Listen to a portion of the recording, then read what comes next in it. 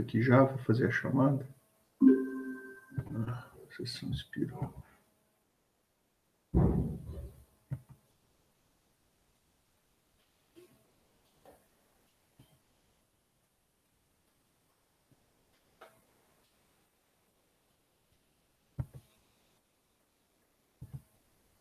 Só lançar a chamada aqui e a gente inicia.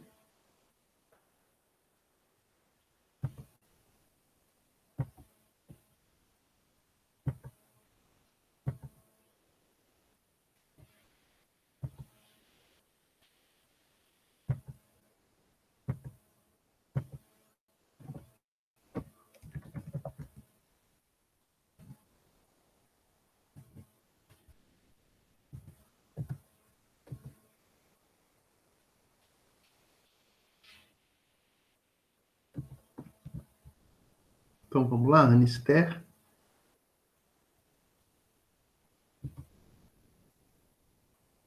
Cadê a Ana Esther? Augusto.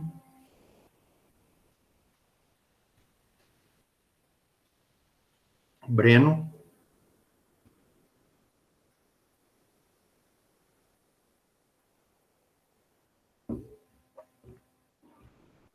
Gabriel. Gabriela.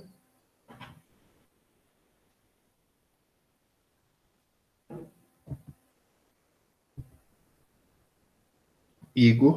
Presente.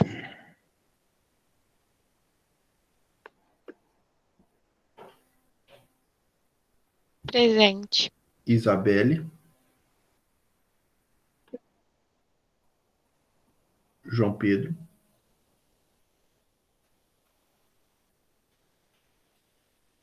Júlia. Presente.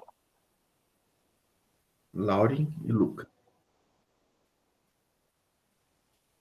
Lauren e Lucas.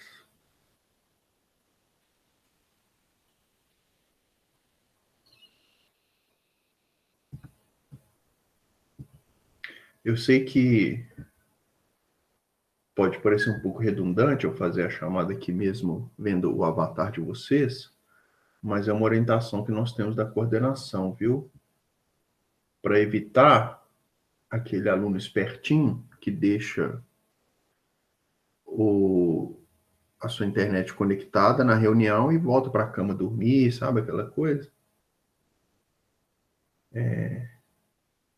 Então, eles recomendam que a gente faça a chamada e peça para que vocês ou se manifestem no chat ou se manifestem aí com o áudio. Mas tudo bem. Pessoal, vamos lá então. Vamos dar início aí, né, aos nossos estudos filosóficos e sociológicos, né? Fechando a semana, mais uma semana, graças a Deus. E nós estamos nessa caminhada de estudar a filosofia no século XIX. E neste período nós apresentamos para vocês, no capítulo 5, 3 grandes filósofos da Alemanha. Primeiro Hegel, depois Marx e, por último, fechando o capítulo, o Nietzsche. Aula passada nós apresentamos para vocês o pensamento de Hegel, vimos algumas das suas características, vimos a dialética hegeliana, que é um esforço de explicar como funciona o movimento do conhecimento, a partir da relação entre tese e antítese, que formam uma síntese. E agora nós vamos dar uma atenção um pouquinho resumida. Por que um pouquinho resumida? Porque Karl Marx também é objeto do nosso estudo na sociologia. E na sociologia, como Karl Marx é um dos pilares, né, fundantes da sociologia, juntamente com Max Weber e Emílio Durkheim, nós acabamos dando um enfoque maior em Karl Marx na sociologia propriamente dita. De modo que aqui, quando a gente reportar a Marx na filosofia, é apenas um apanhado, né, e tentando identificar como que o Karl Marx ele é profundamente influenciado pela visão hegeliana da história, né? Lembro que eu falei para vocês que Hegel é um filósofo da história, que procura entender como que funcionam os processos históricos. E o Karl Marx ele vai ter influência da dialética hegeliana na formação do seu próprio pensamento. E é justamente nesse aspecto aqui que eu quero enfatizar com vocês neste capítulo, tá bom? Então, você tem na dialética hegeliana, como eu disse para vocês, aquela noção de que você tem um embate entre teses, né? Ou seja, uma tese e uma antítese, que forma uma síntese, e é neste movimento de encontro e desencontro que há o movimento da história e a formação, inclusive, do conhecimento humano. O Karl Marx, eu simplificando bastante aqui, né, a ideia, você pode ir na página 14, ele vai receber essa influência dessa estrutura de pensamento a partir de uma perspectiva de um outro filósofo importante chamado Feuerbach. E o Feuerbach, como está descrito aí na página 14 para vocês, ele vai promover uma subversão a alguns critérios defendidos pelo Hegel. Então, para Hegel, e aí após essa explicação a gente traz de novo para o Karl Marx, para Hegel, a ideia de espírito do mundo é o que determina a realidade histórica. Você pode ver essa ilustração aí na página 14, não é isso? Vocês lembram lá da ideia de espírito do mundo em Hegel? Se você não lembra, você pode retomar na página 11, né? O espírito do mundo como o resultado do espírito absoluto, ou seja, à medida em que a história ela começa a obter um conhecimento, né, por meio das pessoas, obviamente, né, há um conhecimento, o conhecimento surge na história não só de si mesmo, ou seja, da consciência individual, nem mesmo da consciência da coletividade, mas o conhecimento dos processos por meio dos quais o próprio conhecimento é formado. Então, veja que é uma visão de maior clareza de como funciona a vida, né? E a filosofia se ocupa especificamente disso, né? Em se tratando da filosofia hegeliana, de explicar como que é o funcionamento da vida, né? Da história, da razão, do conhecimento.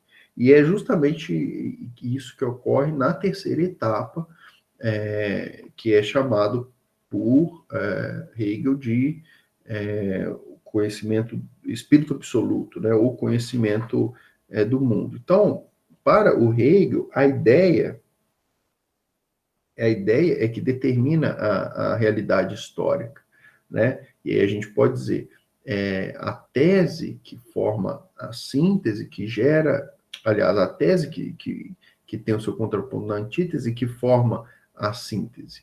Então, o que você tem é uma visão em que é o conhecimento que determina a realidade histórica. O Feuerbach vai inverter a ordem dessa lógica. Então, para o Feuerbach, não é, em simples palavras, não são as ideias que determinam o curso da história humana, mas é o curso da história humana que vai determinar as ideias. Então veja que há uma ênfase maior na vida material. Por isso que Feuerbach vai levantar essa ideia de um materialismo histórico. Então, em contraposição ao idealismo do Hegel. Muita atenção nessas conceituações, porque elas são um tanto abstratas e requerem um pouquinho da sua atenção. O Feuerbach vai trazer uma ênfase muito maior na realidade prática da vida, na experiência concreta da vida. E ele vai dizer que é isso que é o fundamento. E este fundamento é que vão formar as ideias. Isso é muito importante na perspectiva do Karl Marx, porque o Karl Marx vai trazer todo esse conceito, essa subversão que Feuerbach faz, para justamente explicar alguns dos conceitos fundamentais de Karl Marx, que eu passo a explicar agora. O primeiro conceito fundamental de Karl Marx que nós temos que entender é a ideia de luta de classes. Nós vimos isso em sociologia, e eu não tenho o propósito aqui de aprofundar com vocês essa questão. Mas, em linhas gerais, a luta de classe ela pode ser representada pela noção hegeliana de tese e antítese. Então, você tem a burguesia surgindo, e aí essa burguesia, para se manter, ela vai exigir o surgimento de uma outra classe, que é a classe de trabalhadores. É a classe que vai oferecer a sua força produtiva para que o capitalismo se mantenha e haja a produção de lucro. E aí você tem duas classes sociais, uma depende da outra, né?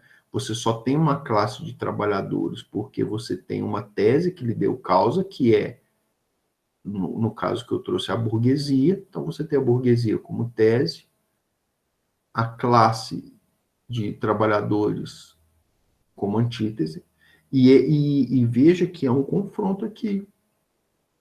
Por isso que Karl Marx ele vai defender a luta de classes, porque há um conflito de interesses, há uma oposição aqui. Apesar de uma depender da outra para existir, elas estão em constante conflito, porque os interesses são diversos. O interesse da classe burguesa é que os trabalhadores trabalhem o máximo possível e ganhem o mínimo possível, para que se obtenha a maior quantidade de lucro. Por outro lado, os trabalhadores eles querem trabalhar o menos possível e ganhar o máximo possível. Então veja que há uma antítese aqui surgindo, há um conflito entre tese e a sua antítese correspondente. E é neste confronto de luta de classes, neste embate, vai surgir, num dado momento da história, um novo modelo socioeconômico e político também, que vai ser o modelo que Karl Marx denomina de comunismo. Então, o comunismo, o que é? Nada mais é do que a superação dessa luta de classe. Então, neste embate, haverá, segundo a teoria de Marx, uma revolução dos trabalhadores. Essa revolução vai impor o comunismo de forma a antecipar esse processo em que não haverá mais capitais, não haverá mais lucro, não haverá mais essa lógica que lhe deu base. Então, é essa estrutura de pensamento em que o Karl Marx vai procurar recepcionar para criar as suas próprias teses, tá bom? E lembrando, né, quando nós tratamos, por exemplo, do conceito de estrutura e superestrutura em Karl Marx, que nós vimos também em ocasiões anteriores, é justamente a ideia que ele recebe de Feuerbach, de que as ideias, os conceitos, eles se formam a partir da estrutura da realidade. Então, você tem as ideias de alienação, de ideologia, como formas de que a superestrutura ou a ideia, ou ideias que surgem para que se mantenham a estrutura de domínio da classe burguesa sobre a classe dos proletários. Então, perceba que toda a mecânica da explicação social de Karl Marx, ela tem bases justamente nesse arranjo filosófico anterior, tá bom? Então, o conceito de estrutura e infraestrutura, como eu trouxe aqui, está presente na página 16 de vocês. É um assunto tratado também em sociologia, né? E que o importante aqui nesse estudo nosso na filosofia, é fazer justamente esse aporte de base filosófica que nós não temos quando nós tratamos da sociologia, procurar entender as origens, os fundamentos filosóficos das teses marxistas, tá bom? Então, a ideologia, ela surge para justificar as estruturas de poder. É isso que o Karl Marx está tentando defender, a sua tese, né? Por quê? Por quê? Porque não são as ideias que formam a realidade. Retomamos a Feuerbach. Mas é a realidade que cria as ideias de acordo com a configuração que essa própria realidade se impõe. Então, a alienação, se criam mecanismos de manipulação do pensamento das pessoas para que se mantenha, para que as pessoas que estão no poder mantenham o seu poder e mantenham o seu controle e mantenham a sua atitude de exploração, né? Especialmente a classe burguesa, ou os detentores dos meios de produção, ou os capitalistas, em oposição à classe dos trabalhadores ou classe dos proletários. Tá ok, pessoal? Então, essa é a abordagem da filosofia do Karl Marx, né? Aqui vai trazer conceitos que nós já vimos, né, em sociologia, como o conceito de alienação, que eu já mencionei aqui também, o conceito de mais-valia, como a grande causa do lucro, né, e a tese marxista da exploração surge justamente a partir desse conceito de mais-valia, que é de onde o detentor dos meios de produção ou a classe burguesa extrai o seu lucro, né, mais-valia, na página 19. E com isso, então, nós encerramos essa pequena retomada do pensamento de Karl Marx, entendendo este pensamento agora dentro do seu fluxo e das influências filosóficas que lhe deram origem, tá bom? Antes da gente abordar o terceiro filósofo que encabeça aí o título deste capítulo, o material didático de vocês apresenta a filosofia de Schopenhauer como uma filosofia antecessora à própria filosofia do Nietzsche. Então, é importante também fazer uma abordagem aqui da filosofia do Schopenhauer. O Schopenhauer, ele é um filósofo alemão também, e que tem como a sua principal característica o pessimismo. Schopenhauer, ele é um grande estudioso tanto de Platão como de Kant, e aí ele vai apresentar uma filosofia bastante inovadora, podemos dizer assim, né, na história, a partir dos aportes, especialmente da abordagem de Kant, em que Schopenhauer inova ao trazer a importância ou a primazia da vontade sobre a razão. Então, muita atenção nisso aqui, né? A obra mais famosa do Schopenhauer é O Mundo como Vontade e Representação. E daí eu quero explicar para vocês esses dois critérios, que, especialmente quando tratamos, tanto vontade como representação, mas especialmente vontade, vão ser conceitos fundamentais aqui para a gente entender posteriormente a própria filosofia do Nietzsche, que ainda hoje é um dos filósofos mais lidos, mais estudados e com grande influência na nossa cultura filosófica contemporânea, né? Então, qual foi a perspectiva aqui do Schopenhauer em trazer a primazia da vontade e da representação? O Schopenhauer ele vai se opor a Kant, por exemplo, dizendo que, na verdade, o que define o ser humano em sua condição mais fundamental não é a sua faculdade racional. O que define o ser humano é o seu desejo, a sua vontade. O ser íntima, de forma mais substancial, pela sua faculdade racional. Mas o ser humano é movido pelos seus desejos, pelos seus impulsos. E é justamente esses impulsos, esses desejos, que vão direcionar a própria racionalidade do ser humano. Vou tentar dar um exemplo para vocês de como Schopenhauer traz essas ideias. Vocês já viram aquelas pessoas que são muito teimosas e que às vezes você explica para elas uma coisa, ou você defende um ponto de vista, você explica, você dá exemplos racionalmente, você demonstra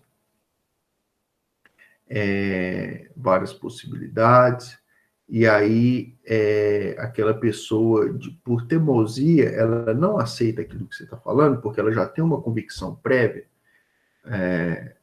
daquilo.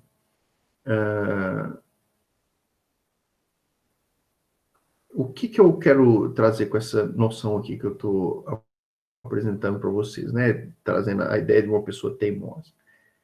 Schopenhauer vai dizer que tem algumas coisas que estão tão enraizadas nas pessoas que não é você trazendo um discurso racional que explique aquilo que vá fazer com que aquelas pessoas mudem de opinião, porque as suas opiniões, as suas ideias estão enraizadas no seu desejo. Então a pessoa, vou dar um exemplo, por mais que você convença racionalmente que é importante que ela estude para a prova, por exemplo, para ter um bom resultado, para ter para obter estude para obter conhecimento, para ser uma pessoa mais desenvolvida intelectualmente, etc. E aquela pessoa racionalmente entenda o que você está dizendo e de fato racionalmente perceba a importância do estudo, isso não necessariamente vai fazer com que ela de fato comece a estudar. Ela prevalece sobre a razão. Então, você pode até saber racionalmente, não, estudar é importante, eu preciso ser uma pessoa mais estudiosa. Mas se isso não vier de uma vontade sua de estudar, você não despertar o seu desejo, aquilo vai ficar meramente no campo racional e não vai mover as suas ações. O exemplo do teimoso é a mesma coisa, você explica para a pessoa, então aquilo fica claro racionalmente para ela, mas aquela pessoa não está com vontade de aceitar aquela verdade, porque ela está disposta a crer de uma outra forma, ou a viver a partir de outros preceitos. Então, o Schopenhauer ele é muito importante para trazer à tona a primazia da vontade do ser humano sobre a razão. E ele também é importante para trazer a ideia de representação, ou seja, cada ser humano, ele representa a realidade de acordo com seus próprios sistemas de vontade. Então, tentando dar um exemplo para simplificar bastante. Vocês já ouviram falar assim, daquelas atitudes assim, de que a pessoa, por exemplo, aquela frase, o pior cego é aquele que não quer ver.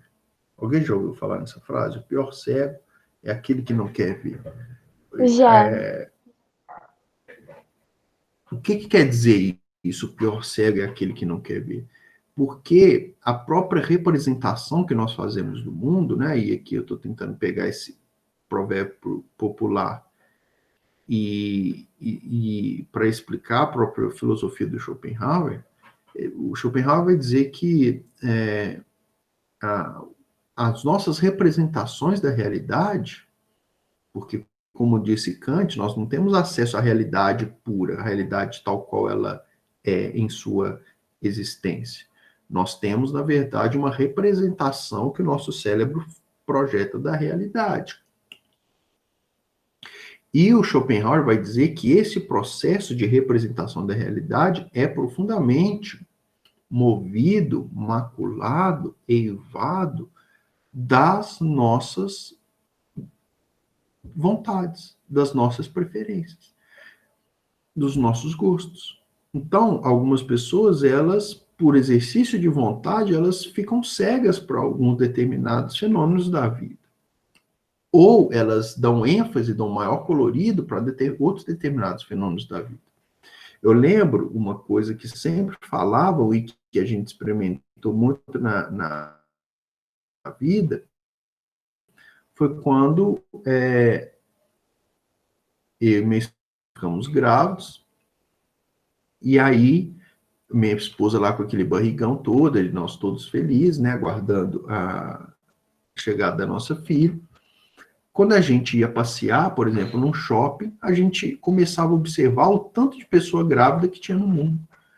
O mundo para a gente começou a ser, Meu Deus, isso é e muito a gente começou a engraçado. ver o tanto de loja de bebê que existia dentro O do pessoal lá shopping. já tava A aqui. gente nunca parou para prestar atenção nessas coisas. Quando a gente ia no shopping, a gente sempre sabia quais eram os filmes que estavam no cinema, se havia alguma restaurante novo, lanchonete novo na praça de alimentação. Isso aí não ia escapar aos nossos olhos, porque era o que a nossa vontade impunha naquele momento. Mas quando a gente engravidou, a gente começou a olhar o shopping com outros olhares. A gente ficava vendo, via o tanto de mulher grávida que tinha, via o tanto de loja de bebê que tinha, e a gente nunca tinha parado para perceber aquilo. O que Schopenhauer vai trazer? Eu estou trazendo esses exemplos para tentar simplificar o que eu quero apresentar aqui na filosofia do Schopenhauer. Schopenhauer vai dizer que a nossa própria representação do mundo, ela é movida pelas nossas vontades, pelos nossos gostos. Então, quando você está com um sentimento diferente, aquilo vai influenciar profundamente a sua percepção das coisas, né? Eu me lembro, quando eu tinha 18 anos, eu fiz uma tatuagem. E aí eu me lembro que na época que eu fiz a minha tatuagem, onde eu passava, eu ficava reparando as tatuagens das pessoas. E eu ficava impressionado o tanto de pessoa tatuada que existia no mundo. Hoje em dia, como é algo que não está na, não está movendo a minha vontade, hoje em dia eu não fico reparando isso. Aquela pessoa tem uma tatuagem ali, outra tem, outra não tem. Hoje eu não tenho esse processo de percepção. Então, eu estou dando exemplos para vocês, tá bom? De como a nossa percepção ela é seletiva. É isso que eu quero trazer. E o Schopenhauer vai dizer isso. São dois aspectos, então, que é importante destacar: a vontade como elemento de primazia e a representação como algo que é pessoal e é profundamente influenciado pelas nossas preferências. Um outro aspecto da filosofia de Schopenhauer, que aqui o Nietzsche vai se distanciar bastante, é o seu pessimismo. Schopenhauer, como ele vai dizer que tudo se move pela vontade, que a razão é uma mera justificativa para vontades que estão que lhe dão base, ele vai dizer que, na verdade, a realidade, ela é simplesmente um jogo de forças. É simplesmente um jogo de quem consegue impor mais a sua vontade sobre o outro. E isso gera nele um pessimismo muito grande. Ele não vai enxergar a vida com bons olhos. Ele vai ter uma visão da vida como algo que leva ao sofrimento, leva ao tédio, leva à decepção, que tudo que existe é um mero jogo de forças, e que não há interesse em buscar uma verdade absoluta, buscar um bem absoluto. Que é isso para Schopenhauer? Na verdade, não existe. São meros discursos racionais que buscam legitimar algum desejo, alguma necessidade que as pessoas têm. Feito essa apresentação aí, né, do Schopenhauer, nós podemos dar início à filosofia do Nietzsche. Eu não quero, na aula de hoje, iniciar o pensamento de Nietzsche, porque eu quero gastar a nossa próxima aula toda para apresentar para vocês os principais conceitos de Nietzsche, porque aqui é um filósofo que é fundamental para a história da filosofia, especialmente para essa transição, né, de uma filosofia moderna para uma filosofia contemporânea. Esse capítulo é o capítulo que faz essa transição do período moderno para o contemporâneo. E, sem dúvida nenhuma, Nietzsche é esse pensador central para a ocorrência desse movimento. Não vou trazer aqui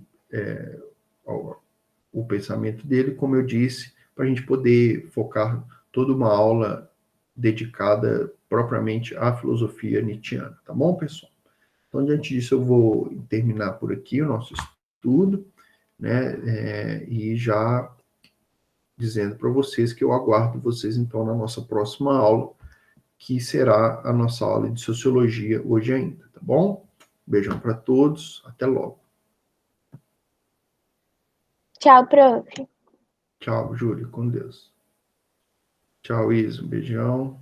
Valeu, Breno, Augusto. Com Deus, pessoal. Falou.